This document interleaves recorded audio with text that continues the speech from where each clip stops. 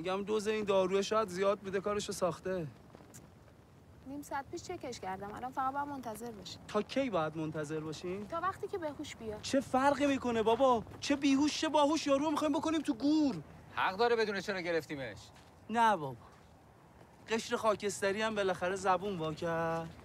انقدر حرف نزدی ببینی باده داره از کدوم ور میاد بپری تو باد. عیزه به کسخل جان، این بابا صدا تو شنیده، تو هر گوری باشی 2 دقیقه‌ای پیدات میکنه، کون تو پاره میکنه. حالا ببین شیبا خانوم، تو اصلا چه شکلی به رفیق عمو سالارت اعتماد داری؟ مطمئنی نمیفروشتتون؟ اینی که من میبینم یه چک بخوره اسم همه رو به خط گفته. تو هم واسه من بلبل شدی حق میکنی. تو چیزی از حق بارت جوجه؟ تو چرا فقط فکر میکنی خودتی که میفهمی؟ همه حق دارن نظر بدن. شما یکی که خیلی حق داری عروس خانم. خب بالاخره سفید بخت شدی، ازدواج خوب کردی. فکر میکنی آمار 16 تو نداریم ما؟